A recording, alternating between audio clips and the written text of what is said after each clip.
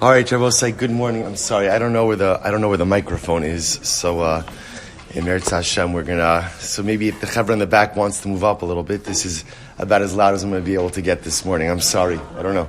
I'm sorry. Yeah, sorry. I don't know where the speaker is. All right, maybe it's. The truth is, we borrowed the speaker. It may be time for us to purchase our own. It looks like maybe the individual who owns it is using it. All right, I'm sorry. I apologize for the inconvenience. And I will say, let us begin by thanking our sponsors. To thank our TALMUD TORAH sponsors for the month of Elul, Shaindy and Avraham Kelman in honor of Yechiel's engagement, to Ilana Falick in memory of their parents, Jerome and Bernice, Kelman and Alexander, Friderica, David, Zichronim Livracha. To thank Barak, Maia, Sandy Hoffman, Dora, Lemus, and Avi Melamed for dedicating the Shiur and drushos this month in memory of Reuven ben Emanuel. To thank Ayal Sara Steinberg in sponsoring the drushos this month, Shiur and drushos this month, the zechus for refuah shelema for Shulamis bas Susha, and the Daf Yomi Shiur and the zechus for refuah shelema for Yehuda ben Michal.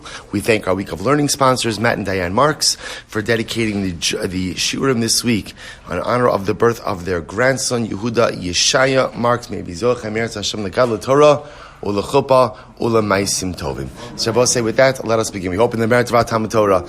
All of the neshama shav and Elya, all of those who require a refuah should have one together with Kol Cholei Yisrael.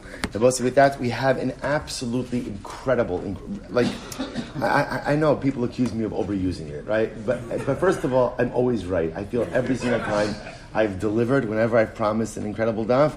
And I will say now, by the next couple of days, are just wild. So I will say we're going to begin actually. Today's daf is Samich 60. We're actually going to begin on it's the last phrase on Nuntes Amud Beis Em Haya Makira. So remember again, we were introduced in the Brisa yesterday to the concept. Well, in the Mishnah, we were introduced to the idea of domestic responsibilities that a woman has.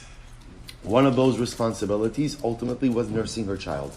So the Brisa brought up the case. The Brisa brought up the situation of what happens if a woman is nursing and the couple gets divorced.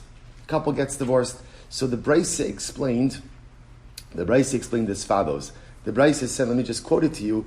So niskar she'ena kofa. Obviously, if they get divorced, so the husband cannot compel the wife to nurse. Obviously, he can't compel to do anything. They're divorced. However, haya makira. If the baby recognized the mother, no sein la schara, the kofa menikasa. In that case, the husband is obligated to pay his ex-wife.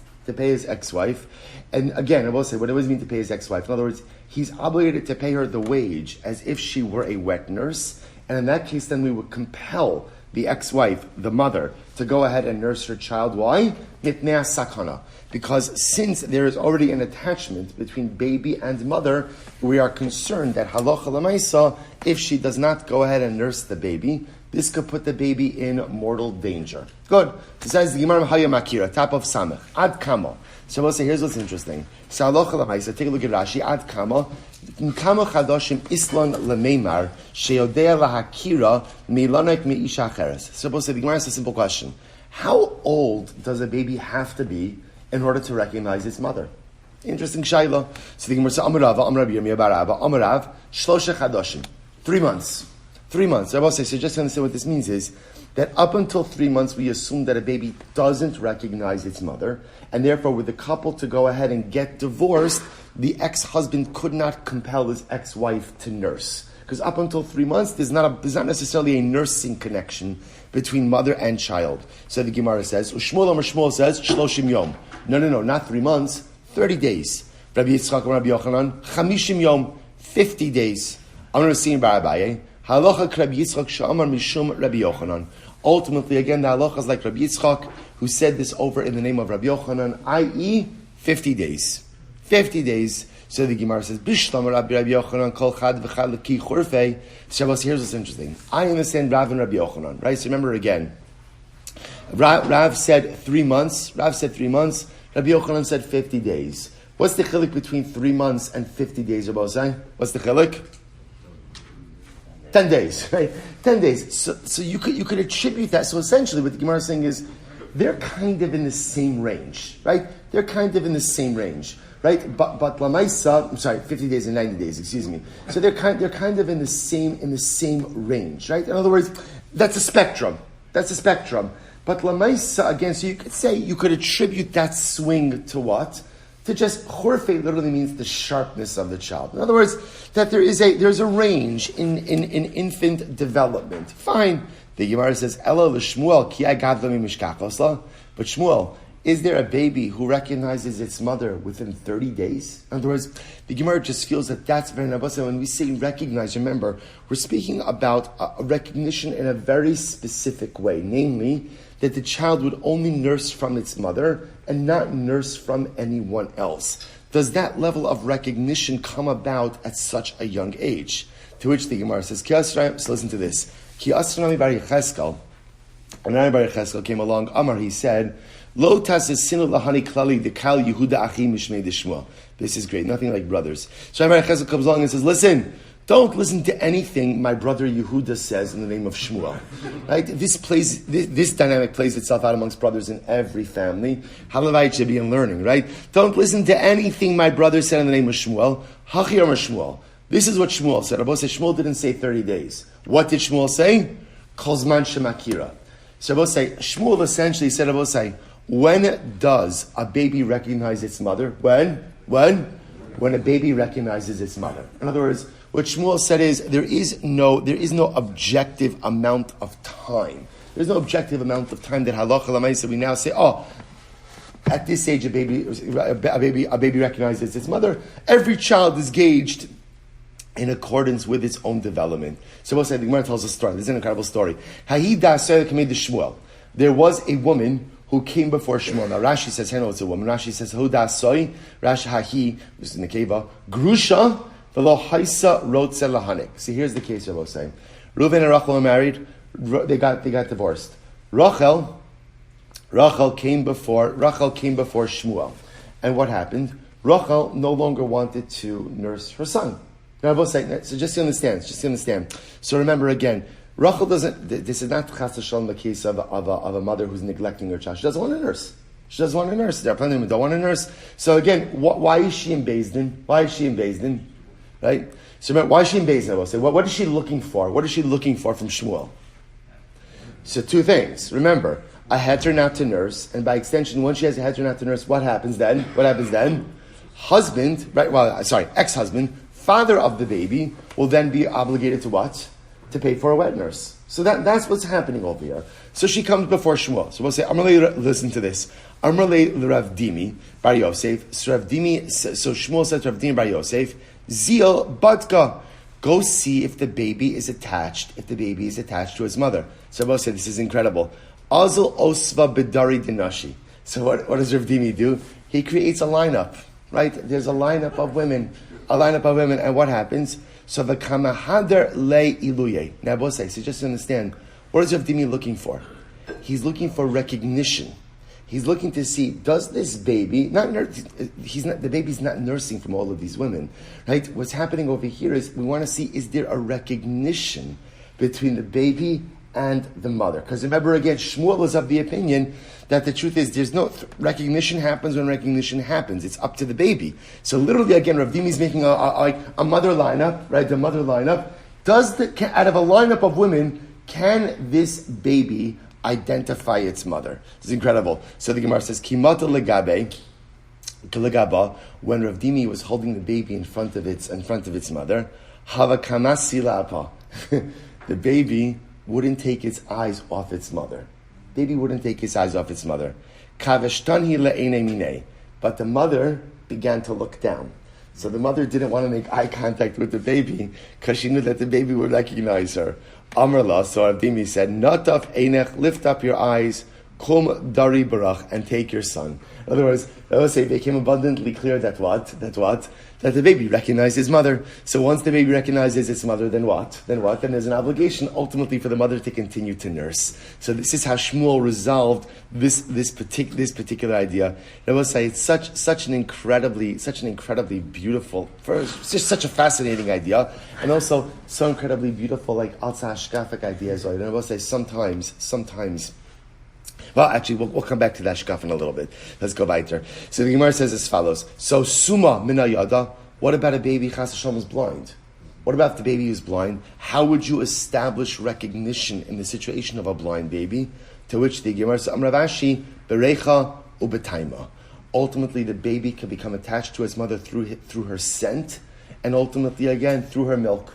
So again, obviously we know that when a person lacks one sense, ultimately, like one sense is no longer there, other senses are heightened. So a blind baby could become attached to his mother, again, through the taste of her milk and through her scent. Incredible. Says the Gemara. By the way, we'll see, interestingly enough, that all of this is it is halacha. We'll see all of these are halachas in Shulchan Aruch. We'll discuss them when we get to the end of the sugya. So Tana Rabbanan.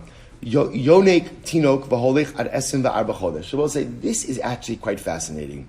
So the Gemara says as follows: Yonek tinok v'holech ad esim v'arba chodesh. A mother can nurse her child up until the age of 24 months. Mikan ve'elech ki yonek sheket divrei Rabbi Eliezer. Rabbi will say the lashon of it is very interesting. After 2 years, after 24 months, it's like nursing. It's like nursing a sheket. Like no, sheket is a creepy, crawly, non-kosher creature, right? It's like right. So the idea over here is that what? That halacha l'maisa, Rabbi Eliezer says up to 2 years is the cap for nursing. Now, if you look at Rashi, it's actually interesting. Ki yonik sheketz, ki ilu yonik davar meshukatz. Rabbi say, so the truth is, sheketz, sharets, we also use them interchangeably. Sheketz just means something, meshukatz means something repulsive. Something repulsive. The idea that Rabbi Eliezer is saying is the act of nursing after 2 years old is something that is repulsive. These are the words of Rabbi Eliezer. Rabbi Yeshua says, afilu arba v'chamesh shanim. No, you can nurse a child even up to 4 or 5 years old. And I will say, I want to point out something fascinating. To us, that sounds crazy, right? That sounds crazy. But also understand that in poorer societies, the ability to rely on mother's milk for sustained amounts of time was also an economic decision. So remember again, we have formula. We also have access, Baruch Hashem, to food.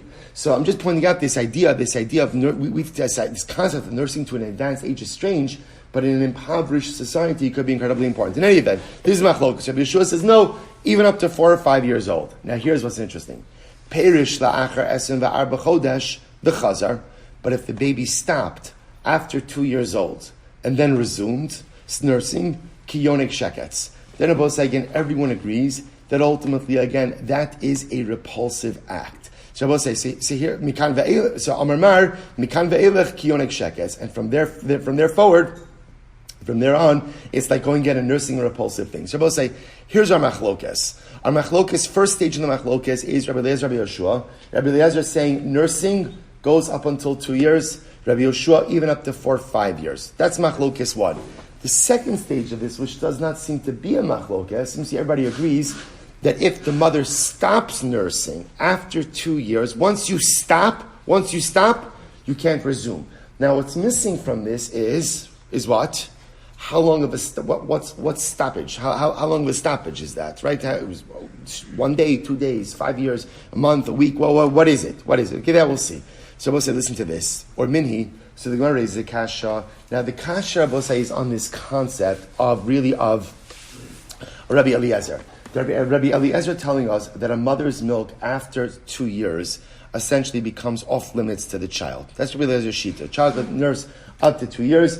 Afterwards, it's kiyonik sheket. So we'll say this is a fascinating Gemara. Or mini. Gemara quotes Raisa. You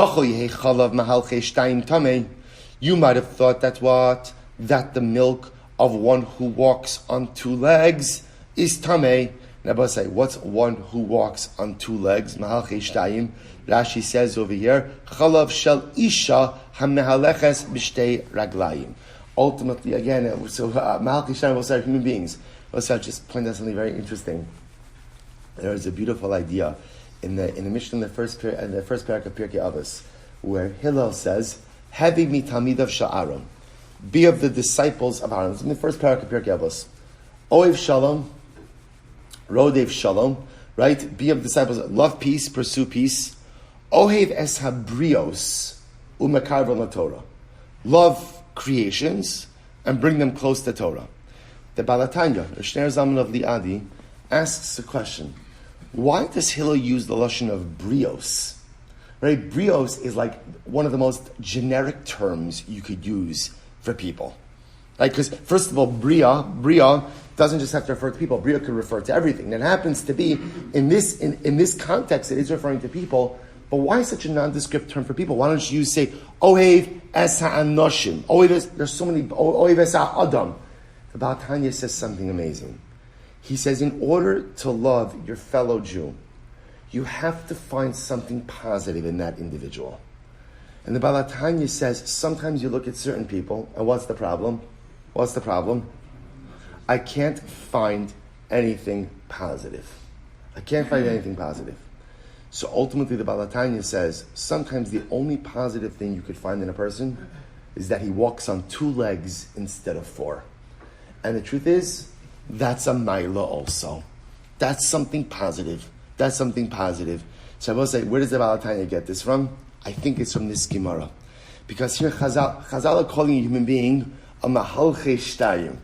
What a strange way to describe a human being. Right? You'll say it's so nondescript. In other words, yeah, we walk on 2 legs instead of 4 legs. Sometimes, even if the only positive thing you could find about another person is that they walk on 2 legs instead of 4 legs, go with it. Go with it. It is so desperately important to always find some nekuda tova, some level of positivity in our fellow Jew, because that's the only way we come to love each other. And even if a person, mamish, has nothing else, but the fact that they're not an animal who walks on all 4s, seize that. Take that, build on that, and at least love them and appreciate them for that. So the Gemara says as follows, we'll say this is fascinating. So I will say, I want to point out, the concept that human milk is permitted for consumption is dramatically amazing. Why? Because I will say, think about this. Generally, milk status is dependent on what? Right? The kashrus of the entity that is producing the milk. This is what we're going to get into right now.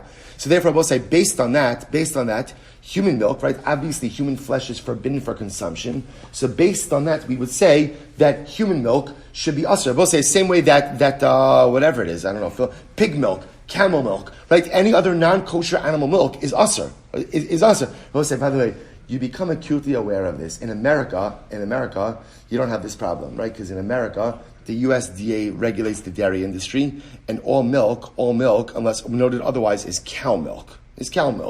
When you travel outside of America, right, especially in Europe, so the dairy industry is not as regulated.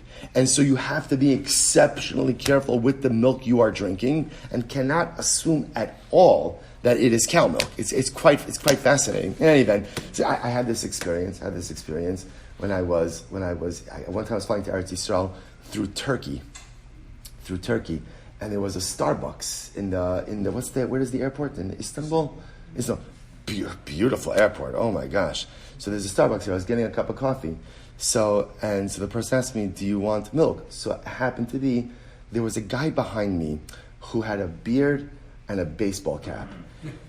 I said, I think I saw him at Great Adventure on Chalamayit. And he looks, so he taps me on the shoulder. He says, "Don't get the milk. Don't get the milk. Don't get the milk." So I turned around. So I happen to have good with black coffee. Anybody? So it's just funny. He said to me, he did the research on this. And again, at least here, there was no way of telling where the milk came. All right, any event. So the Gemara says as well. So we'll say, so that's our sugya. Right, Jews are everywhere, even in Istanbul. Right, so let's say, incredible. By the way, it's a big zechus in life sometimes to have someone behind you to tap your shoulder, right? So you're right about. So Gemara says as follows. So you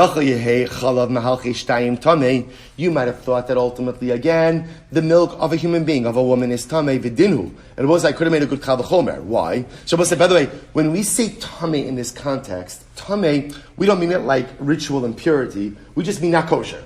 Not kosher. So the Gemara says, V'dinhu, the Gemara says, V'dinhu, right, because that's why Rashi says, Tamei over here means aser. That's how Rashi is explaining this over here.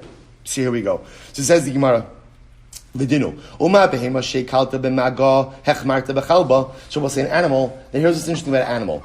An animal, when it's alive, cannot convey tumah. There's no such thing as a living animal contracting tumah and conveying tumah to something else. It doesn't exist. So an animal, when it comes to the halachos of conveyance of tumah when it's alive, we're mekel, and yet by its milk, right, the milk of a non-kosher animal is aser. Adam, shech marti b'mago. Rabbi said, could a person convey tumah while the person is alive? The answer is absolutely yes. First of all, say the most common case of this is nida. Right, when a woman is a nida, she has the ability to convey tumah to other things. So the Gemara says, "Eno din shetachmir b'chabos." Certainly, I would say that her milk should be aser.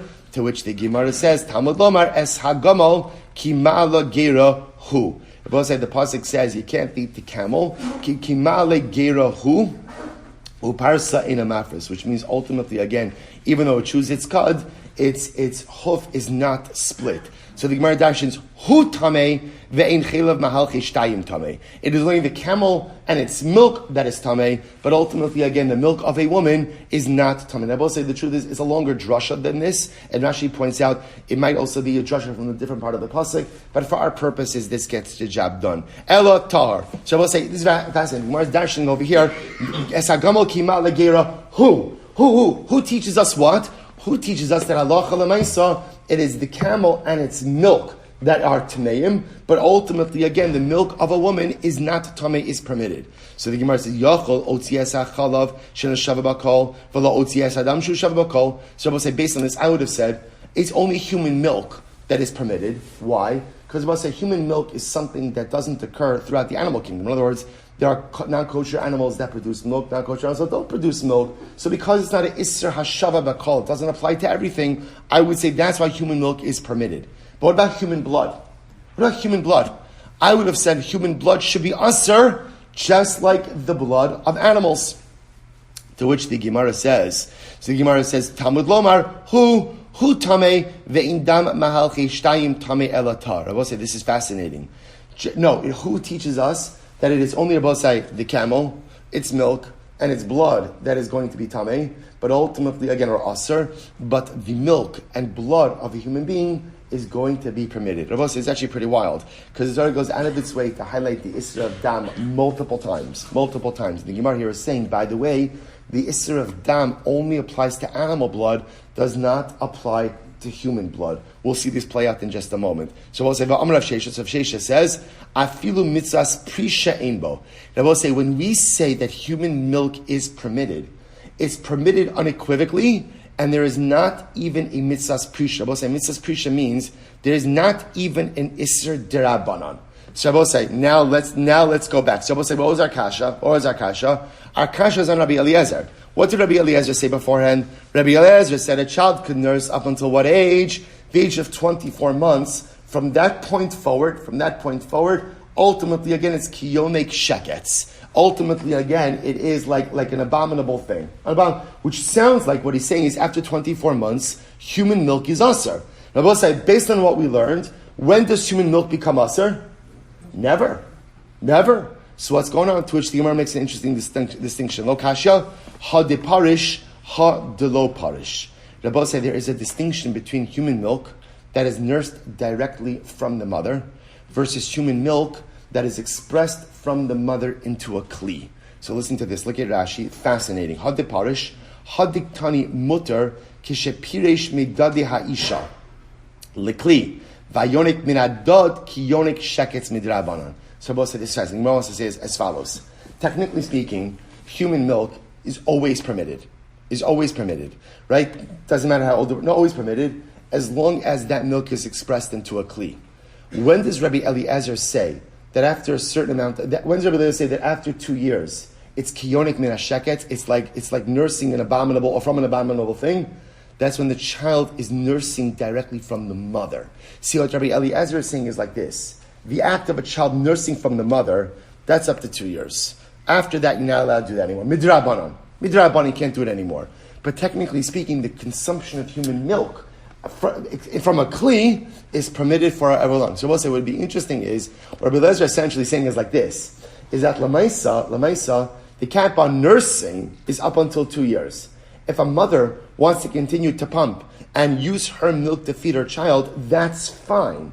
It just can't be done as a normative activity. He has to take a bottle. He has to take a bottle. Now, both say why this distinction? So we're going to see this. We're going to see this in the Shulchan Aruch.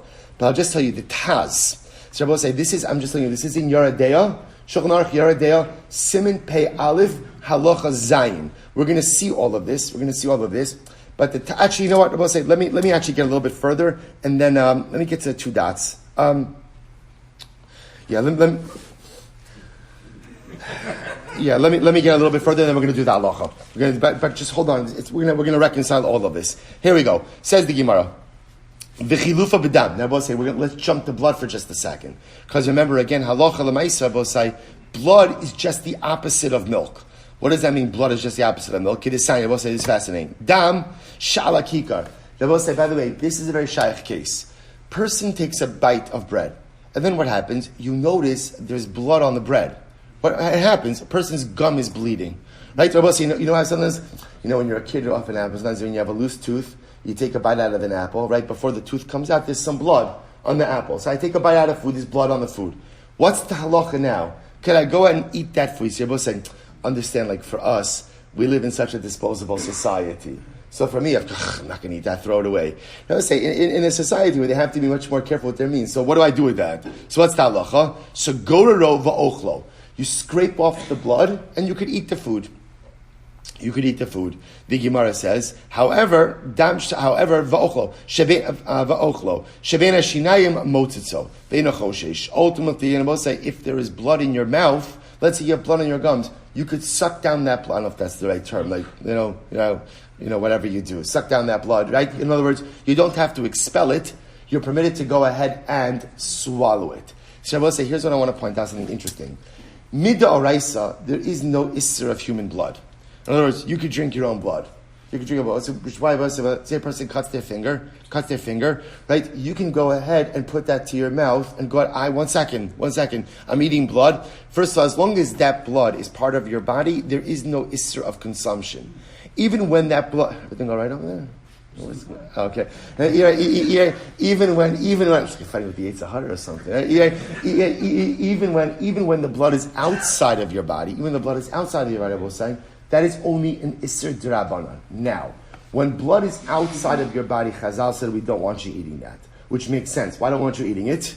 I will say because someone else it's a Marasayim issue. In other words, that does. How do they know if you're eating your blood, animal blood, right? So therefore, again, if the blood is separate and distinct from your body, you can't eat it midrabanan. That's why if it's on the loaf of bread, you have to scrape off the blood and then you could eat the bread. But if the blood ultimately, again, is on your finger, in your gums, then ultimately, again, so even on your finger, that's still part of your body. You're permitted to go ahead and ingest that. Quite fascinating. So Rabbi says, finish up. Rabbi Yeshua said you could even nurse, maybe you could even nurse up until 4 or 5 years. Vatanya. Rabbi Yeshua Omer, afilu chavilasu al kseifav, even if the child is holding its backpack, right? It's literally, it's pekal on its back. The child could still nurse. So which one is it? Is it 4 or 5 or is it holding the backpack? Idi v'idi chachura. It's the same thing. So Rabbi Yosef, halacha Rabbi Yoshua. The halacha ultimately follows Rabbi Yoshua that a child can nurse even up until 4 or 5 years of age. So we'll say, let's talk about this in just a moment. So we'll say, so a number of interesting halachas over here. Number one halacha number we'll say is that ultimately, again, actually, we're not really finished yet because we have to speak about the cessation of nursing as well. But let me just show this. Let's close this out before we move on. So we'll say, here's what we have. We have halacha l'maisa machlokis as to how long a child is permitted to nurse for. That's number one. Number two, the next part, which we haven't gotten to yet, is, well, let's see the Shulchan Aruch. Here we go. No, I'm going to do it now. Here we go. Pei Aleph. We'll say this is. But again, I apologize because we're going to be jumping ahead a little bit. So certainly I'm going to tell you now. We haven't done the Gemara yet. But here is the halacha. Yeridea Pei Aleph halacha Zayin. Chalav Isha Mutter. So we'll say that is the first statement of the Shulchan Aruch. Human milk, a woman's milk, is mutter. So that's the halacha. Vohu shapirish. Your qualification, assuming that what? She has expressed it into a kli. Kigon, shachavasa l'soch kli o l'soch hayad. Aval gadol hayonik mishtei isha ki yonik sheretz. So we'll say if a gadol nurses from a woman. Now, we'll have to define what a gadol means, because remember, again, we're saying, we're going to talk about the halacha l'maisa. So we'll say, so for a gadol to nurse from a woman, ultimately, again, that is going to be kiyonik sheretz. Now, we'll say, why is that? Let's talk about this just a moment. If human milk is permitted, then what does it matter? What does it matter, ultimately, how it's ingested? Whether it's ingested from the mother, from the woman, or it's expressed into a kli and ingested like that. So the Taz comments on this, and the Taz says, "Da'asi lechlufe bebehema tmeya." Shabbos said the concern is that if a person, after a certain age, and again we'll discuss what the age is, goes ahead and drinks the milk directly from the woman, there's a concern that one may come to confuse this case with ultimately the case of a behema tmeya. Now, how would you confuse with the case of behema tmeya? Kevan shein derech lechal basar adam. Shabbos say this is fascinating. The Taz seems to be concerned with the following: that if we permit consumption of human milk directly from the mother at any stage and any age, then Lamaisa one will say, just like human flesh is unfit for consumption, yet you're permitted to drink the milk, they'll assume that the same halacha applies to behema tmeya, to a non-kosher animal. That although I can't go ahead and ingest, right? Although I can't eat the flesh, I can ingest the milk of a non-kosher animal. So to avoid that confusion, ultimately, again, human milk is permitted, but after the window of nursing closes, we'll establish when that is. Human milk can only be ingested if it's expressed into a kli. That's the Taz, I'll say, that's the distinction. Quite incredible. And therefore, I will say, if a person were to go ahead and directly ingest human milk from the woman, and after the window of nursing closes, when he's an adult, they would flog such a person with rabbinical lashes. We'll save the rest of it. We'll say, so again, actually we'll see, V'tinok yonek ad sof dalet shanim. So we'll say, Salach l'maisa, what's the window for nursing? How do we paskin? Till the age of 4. At the end of 4 years, really it means up until the age of 5, right? For the first 4 complete years, through the 4th year, a child is permitted to go ahead and nurse like Rabbi Yoshua, lebari vehe lechola. We give an extra year of nursing for a child who is sickly. Interesting. Imlo piresh. I will say this is all assuming, so the window of nursing goes up until 4 or 5 years old, or really 5 or 6 years old, right? Through the 4th year, through the 5th year, depending on the health of the child. Imlo piresh, assuming that the child did not stop nursing. Aval and piresh. Now, this is what I say. This we're going to get to in the next sugya. All right, let me leave the rest of this. So I want to say, so now you see the halacha is chalav isha motor, and it's supposed to say, by the way, at any age. So in other words, I could consume chalav isha at any age. The only limitation is it has to be consumed from a kli once the nursing window has closed. Parenthetically, what's the nursing window? Through the 5th year for a healthy child, through the 6th year, through the 4th year for a healthy child, through the 5th year for a sickly child. But technically speaking, human milk could be consumed anytime afterwards as well, but only from a kli, not directly from the woman. Says the Taz. Why? Lest you come to confuse this with a non-kosher animal. Good. Let's go weiter. Says the Gemara. Tanya. Rabbi Bernice says, Goneach yonek chalav b'Shabbos. Well, so here's the case. Goneach literally means one is groaning. So I will say, in this context, groaning means that halacha l'maisa, usually it's some type of ailment with the heart. Person's having significant chest pain. So apparently, one of the cures, one of the treatments for heart attack, for chest pains, was milk directly from the animal. So you could go ahead and drink the milk directly from the udder of the animal on Shabbos. My taima, what's the reason? Yonek kimefarik achar yad. I will say now, normally again, so milking an animal on Shabbos is problematic, right? We saw this in Smichas Chaver. Milking an animal is the malacha of mefarik or dash, which is a derivative of borer. Anytime you extract something from a source, ultimately, again, it is a problematic halacha. It is a problematic malacha, So 1 second. So drinking, so essentially milking the animal should be a problem of mefarik. Ultimately, my time, why is this permitted? Yonek mefarik. So say number 1, this is a shinoi, right? This is a shinoi. Why is this a shinoi? because no one normally drinks directly from the animal. Normally, again, you express the milk into a kli, drink it like that. Here he's mamish drinking directly from the animal. So number one, it's a shinui. Doing a malacha with the shinui, who does what? Relegates it to the status of a d'Rabbanan.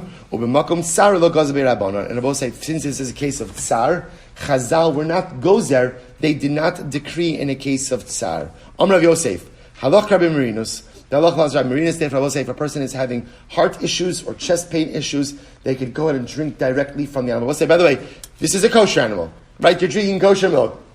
The issue over here is not a hilchos kashrus issue. The issue over here is a hilchos Shabbos issue. But since number one, you're doing it with a shinui, and ultimately it's b'makom tsar, therefore it's going to be permitted. Tanya, Nocham Ishgalya Omer. Nocham Ishgalya says as follows, an interesting case. Tzinor sha'alu bo kashkashin. Bosai tzinor bosai is a gutter. Is a gutter. You have a gutter. Sha'alu bo kashkashin. Bosai kashkashin means it got filled with debris. What's the problem now, says Rashi? What's the problem? The problem is because the gutter is filled with debris, the runoff water, the water is spilling over onto my roof and causing a leak in my house. So what do I want to do? I could press down the debris with my foot. So I can go up, press down the debris with my foot on Shabbos. First of all, and I don't have to be worried. I don't have to be worried. My taima, Shabbos saying, now what's the problem over here? What's the problem? This is really like tikun mona, makibe patish, right? Maybe bona. In other words, that I'm fixing something, completing something. So this is a problem. To which the Gemara says, why is this permitted? Mitakin kila achar yatu. Because Rabbi said the normal way you would go ahead and fix the gutter is how?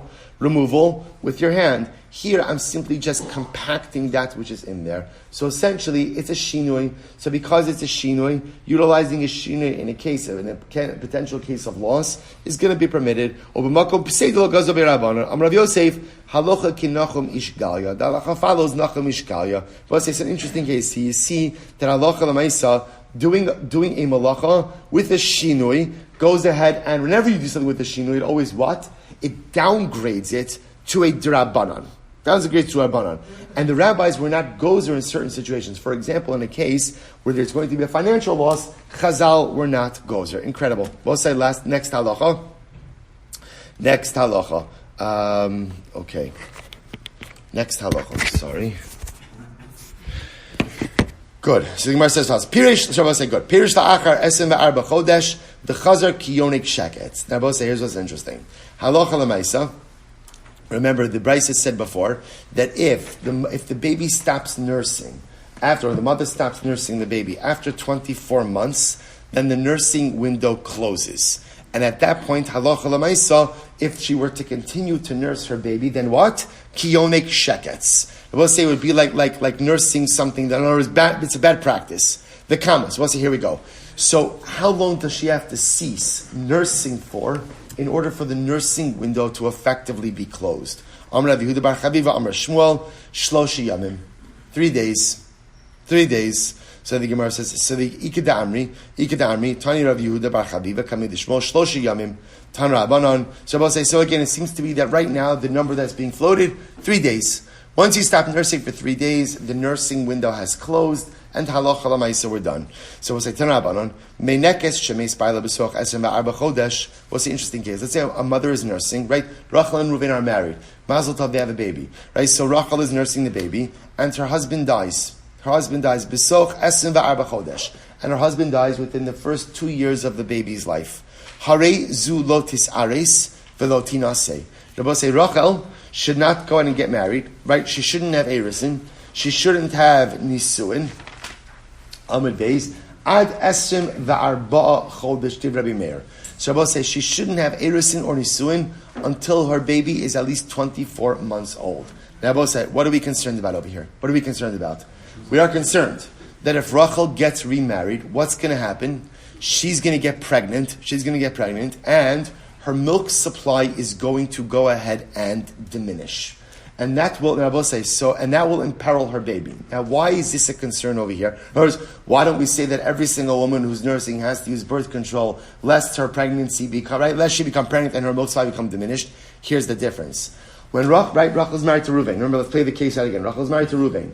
Mazel tov, they have a son. Reuven dies. Let's say Nebuch, the baby is 6 months old. So now what happens? Chazal and Rachel, you cannot get married until your son is 24 months old. What are we concerned about? Rachel's going to get remarried to Shimon. Let's say we're allowed to get remarried immediately, right? After 3 months, because that's really all you have to wait. After, right? 3 months. So wait 3 months, get remarried. So now what happens? Her son is now 6 months old. Let's say 6 months old. What's the concern? She gets remarried to Shimon, right? She's going to become pregnant. Her milk supply is going to be diminished. So now what's going to happen? We'll say, what happens when her milk supply is diminished? She has to supplement the diet of her son. What are we concerned about? That baby is not Shimon's son. So we are concerned that because it's not Shimon's son, he is not going to adequately provide for that baby. That's the concern. He's not going to adequately provide for a child that is not his own. So therefore, Rabbi say, in order to obviate that concern, what do Chazal say to Rachel? You can't get married until you finish nursing your child. Once your child is finished nursing, 2 years, 24 months, then Allah said, then you can get remarried. Rabbi Yehuda says, Rabbi Yehuda says, no, she can already get married. The truth is, she can already get married at 18 months. 18 months. Right? Because we'll say, ultimately, again, we're not so concerned that 18 months, that's already the child has nursed sufficiently, so that even if halacha l'maisa she gets pregnant, and what her milk supply becomes diminished, her child will not be imperiled. Amar Rabbi Nassan Bar Yosef, Hein divrei Beis Shammai, Hein divrei Beis Hillel. The truth is, Rabbi said, these two opinions of Rabbi Meir and Rabbi Yehuda are the very opinions of Beis Shammai and Beis Hillel. How so? Shebeis Shammai omrim esim va'arba chodesh. Beis Shammai says the child needs to nurse for 24 months. Ubeis Hillel omrim shmona asar chodesh. Amar Rav Shimon Gamliel. Ani achriya. Rav Shimon Gamliel says the truth is, I could even reach a little above a compromise. How so? Listen to this. The divrei ha'omer esim va'arba chodesh. So, according to the opinion who says that really a child should nurse for 24 months, muteres linase be'esrim ve'echad chodesh. Really, the Rachel could already get married at the time that her baby is 21 months old. Why Rabbi says we're going to see, because halacha l'maisa, even if one becomes pregnant, right, immediately upon getting remarried, her milk supply is not impacted until 3 months into the pregnancy. So remember again, if she gets married when her son is 21 months old, even if she becomes immediately pregnant, her milk supply won't be impacted until when? Her son is 24 months, and at that point in time anyway, he's ready to be weaned. That's certainly again the opinion who says that ultimately again she needs to nurse for 18 months. In reality, she can already get remarried when her son is 15 months old,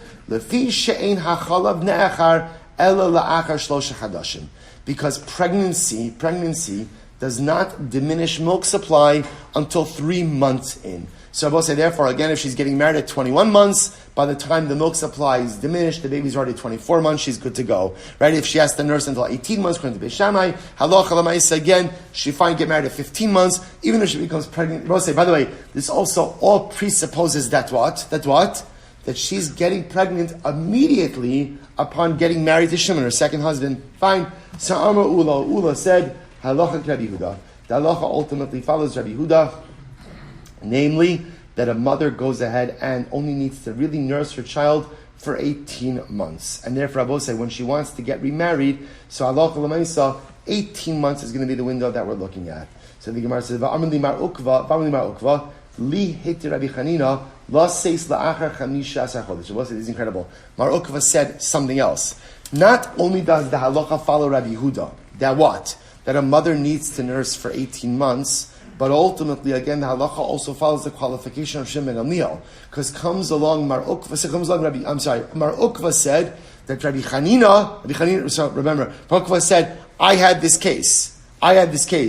I wanted to marry a woman who was widowed with an infant, and Rabbi Chanina allowed me to marry her when the baby was 15 months old. Why Rabbi says play this out? Why 15 months? Why 15 months old?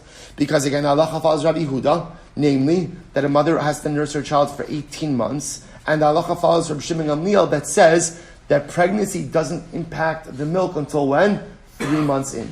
Therefore, I was permitted to marry this widow when her baby was 15 months old, because ultimately, again, we got married, and even if she got pregnant immediately, her milk supply would remain unaffected. Incredible. We'll say, listen, it's another story.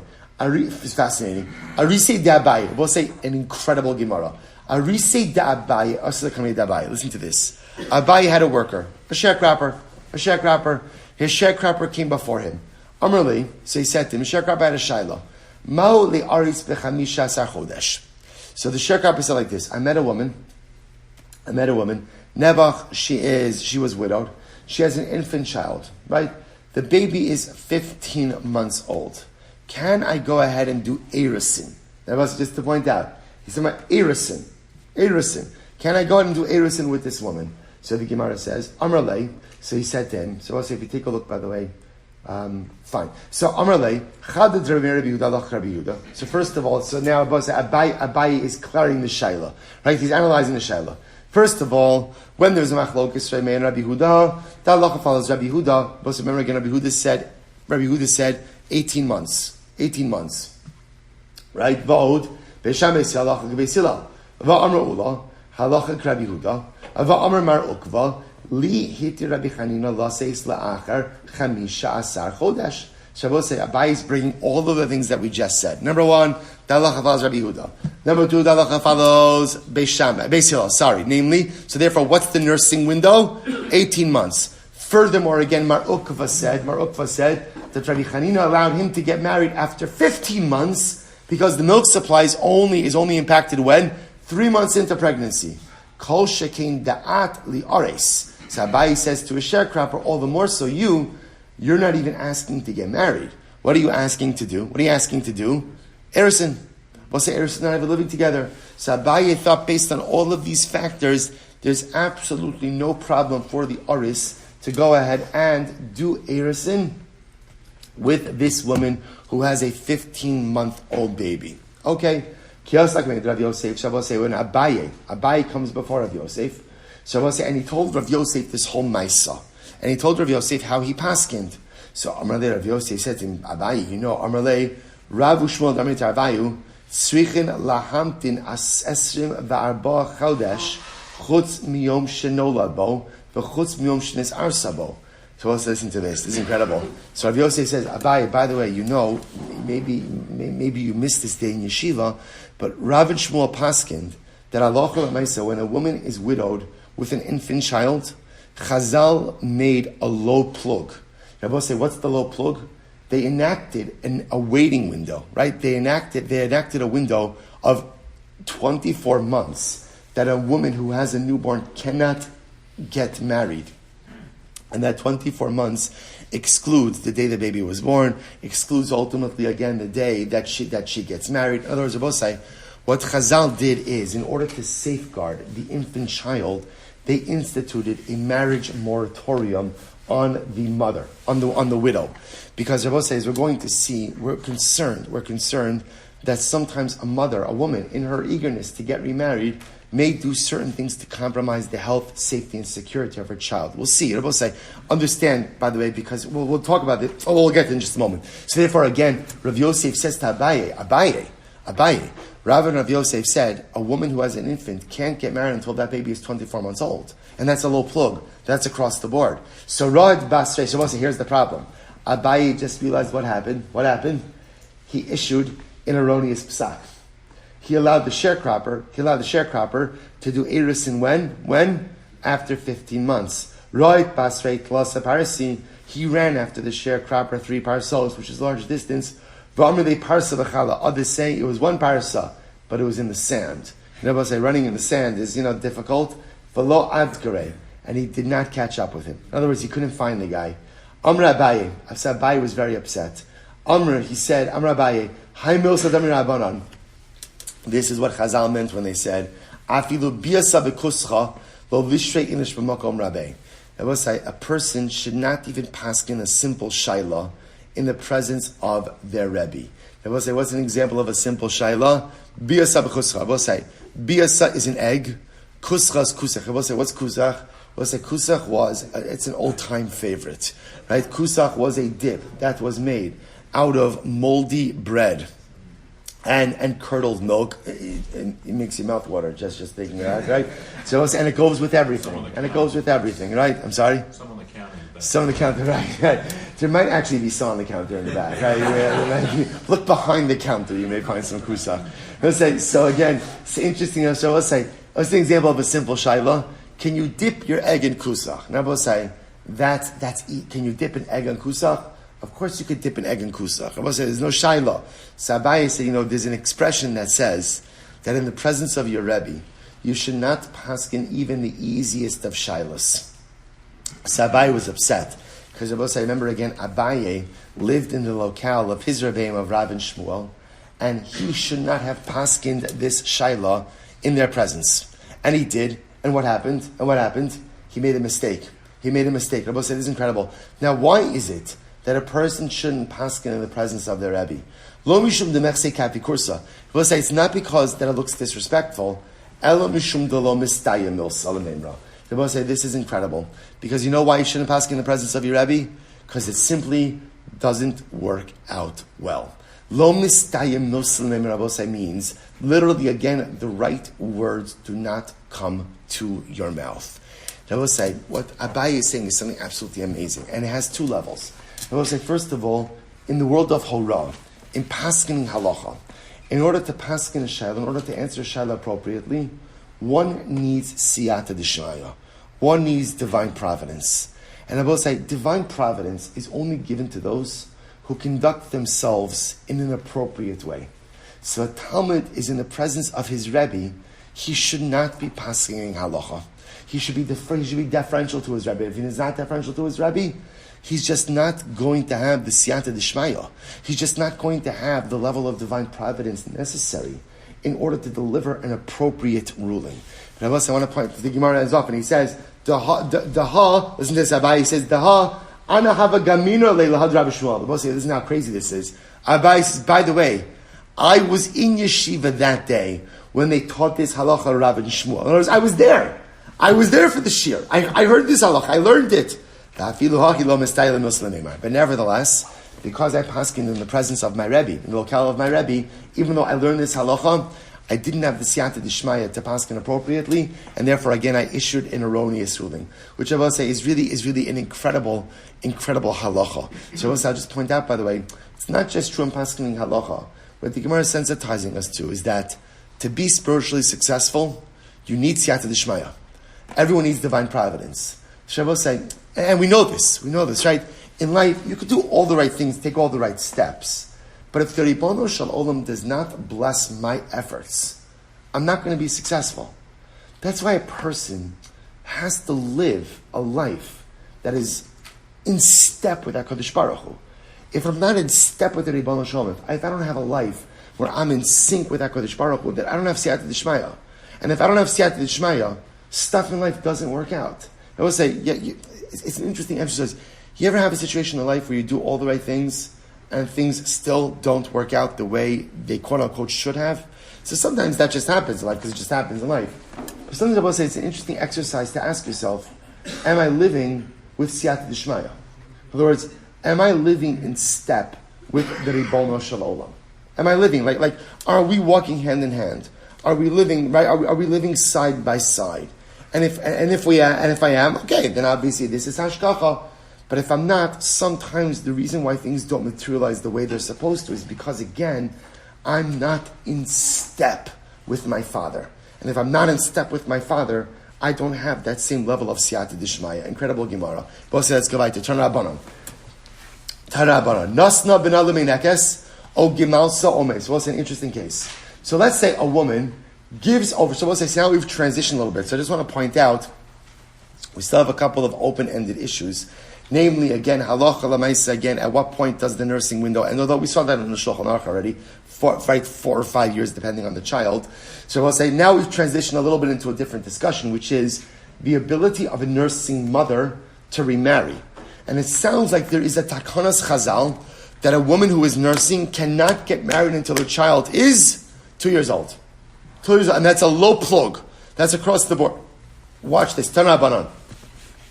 Nasna ben alaminakes o gamalso o mace mutaras linasim yad. Supposed to listen to this. What happens if a woman hired a wet nurse?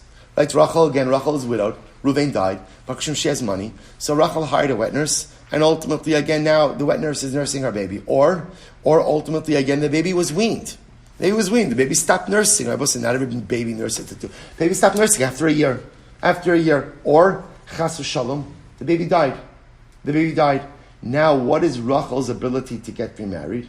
Muteris linasim miyad. Right? It says she can get married immediately. We'll say, what's the logic? The marriage moratorium was for what purpose?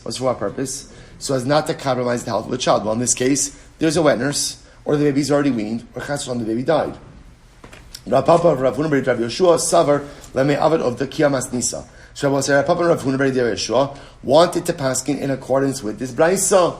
Amr Luhu Hahi Safta. Who listen to this? A Safta said to them, Bididi Hava Uvda. This situation, she said, I was a young widow with an infant. Va'asra li Rav Nachman. And Rav Nachman said, I could not get married until after 24 months. Now I will say, she doesn't indicate exactly what it is that happened to her. In other words, what was it? Was it that her baby, she hired a wet nurse, the baby was weaned, or chas v'shalom, a child died? She doesn't say, but again, the idea is, she said, I was in this matzav, right? I was in this circumstance, and even though I no longer needed to nurse a child, Rav Nachman said I still had to wait 24 months before getting remarried. Ini, is that so? V'harav Nachman sharluhu lebereish kalusa. Yet Rav Nachman allowed the women of the house. What was I say in the reish kalusa? Must remember who's the reish kalusa? Reish kalusa, where there was the leadership of the Jews in Babel. So I will say there was a situation where someone in the house of the reish kalusa, a woman became widowed, and ultimately again I will say what would they do? Now, in general, in the house of the reish kalusa, mothers were not normally nursing their children.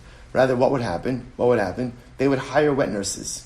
So I will say, so ultimately again, Rav Nachman said once they're in the house of the Reish Kalusa, that these women could get married even earlier than 24 months. To which the Gemara says, no. Shani bereish kalusa de lo hadabahu. It's different than Reish Kalusa. I will say, what's the concern?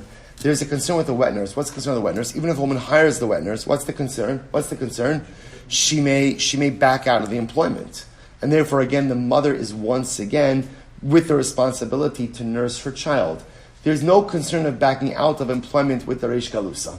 Right? It would be a bad idea, because also the Reish Kalusa are pretty powerful people. It would be a very bad idea to back out on employment with the Reish Kalusa. That's why, so that was an exception to the rule. Amur Rapapa, va'ason lo tizbru meha. Why don't you bring a raya from here? Here we go. Desanya, hare shaisa redufa le'licha le'beisavia.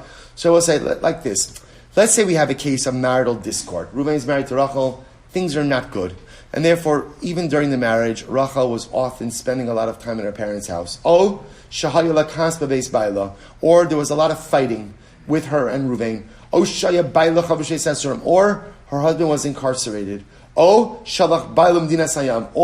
her husband went overseas. Or her husband was too old for physical intimacy. Or he was old. So we'll say, by the way, what's come down in all these cases? Come down in all these cases is most husband and wife are not living together. Because they're not living together, we'll say, there's no concern that she's pregnant. Right? Or he's sick. Sakara, or she was sterile. Uzikena, or she was old. Islandess, Kitana, or she miscarries immediately after the death of her husband, or Bailishin related, or her husband is incapable of having children. I was saying all of these cases, right? So again, I was saying long list here. Rachel's married to Reuven. So in all of these cases, I will say again, either she spent most of the marriage by her parents' house, away from her house, or they're always fighting, or her husband was incarcerated, or he went overseas, or he was sick, or he was old, or she was sterile, she was an islandess, she was a kitana, she just miscarried, her husband wasn't able to have children. All these cases, husband dies. And I will say, based on any of these cases when husband dies, what do we know with really pretty much absolute certainty? She's not pregnant. She's not pregnant yet. What's the halacha? Kulon tzrichos lahamtin shlosha chadashim de Rabbi Meir. Rabbi Meir says, all of these women. Rabbi say, can you imagine? I'll give you even an extreme case. Reuven's married to Rachel. They've been married for 70 years, right? Rachel is 90 years old, pushing the walker with the tennis balls, right? And now what happens to Rachel? And now Baruch Hashem, she met someone in the nursing home, right? She met someone, And at that age, there's no waiting. There's no let's plan the wedding, right? Let's pop the dentures back in and let's do this, right? Let's go. What do we tell Rachel? Gotta wait 3 months. Right? Gotta wait 3 months. 3 months. I'll say why? Again, remember, as kind of like strange as it sounds, if you think about this from a legal perspective, it makes sense. I will say legal frameworks have to work across the board, right? If you start saying it applies here, but it doesn't apply there, you can't do that. The halacha is, if a woman is widowed, 3 months of havchana. 3 months of havchana. They're mayor. Rabbi Yossi went to the Arsi. Rabbi Yossi says no. Rabbi Yossi disagrees. He says halacha l'maisa, not true. In the case where we know for sure the woman's not pregnant, she'd get married immediately. So ultimately, we'll say that halacha is like Rabbi Meir. So we'll say, what do you see from here? That whenever a chazal make a takana, the takana applies across the board. Therefore, we'll say, coming back to our case, chazal instituted that what? That a woman can't get married. If she's widowed with a young child, she can't get married until that baby is how old? 24 months. It doesn't matter what her personal circumstances are. That is the halacha. So Amrali, he said to me, you're right, lava daitin. I forgot that's the halacha. The hilchasa, will say, what's the halacha? Meis mutter, gemalto aser. Rabbi say the halacha is if the child died, if the baby Nebuch died, then she's permitted to get married. Because Rabbi say that's an exception, right? That's an outlier case. But ultimately, again, if she went ahead but if the baby was weaned, so ultimately, again, that does not permit her to get married any earlier. Even if the baby died, ultimately, again, it's still aser. Dilma katla leva azla uminsaba. Rabbi says, "What are we concerned about? We're concerned that if a woman knows that if her child dies, she can get married immediately, that what's going to happen? Chas v'shalom, she's going to kill the child. She's going to kill the child in order to get married." The Gemara says, "Hava uvda v'chankasei." This happened. V'chanakte. It happened that a mother Nebuch strangled her child in order to be able to get married. The Gemara says, "Don't bring a raya. V'lohi hahi shota havi." I will say that was obviously a case of an ill woman, of an ill woman. Women, I will say, no matter how desperate they may be to get married, because remember again, marriage represented a sense of security and safety. So a woman would be desperate to get married, especially with an infant child. No woman who is normal is going to chas v'shalom imperil her child ultimately for the purpose of getting married. But nevertheless, Rabbi say, again, we'll stop over here for today. But what do we see? We'll see in the Shulchan Aruch. Rabbi say, but the halacha is a low plug. If a woman is widowed with a newborn child, halacha l'maisa, she cannot get remarried until that child is 2 years old. That seems what the halacha is saying. Ultimately, again, low plug. No different than the halacha that says the woman can't get married 3 months after being widowed outside Chana. She also can't get married until a child reaches the age of 2 in order to ensure the safety and security of the child. Now, whether or not that's the halacha l'maisa, Emir Hashem will see in tomorrow's daf. Rabbi say, was it incredible? Exactly. Let's say shkayach. Have a great day. All right, Chaver on Zoom. Have a great day, everyone.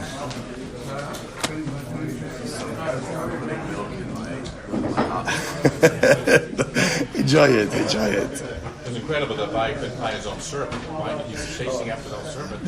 Why couldn't he find guys? Well, it could be, by the way, it could also be that halach l'maisa, with Erusin, maybe he left. Or maybe that was the end of his. I don't know. Maybe that was the end of his service. Maybe he was getting married, and that was it. I don't know. Have a great day.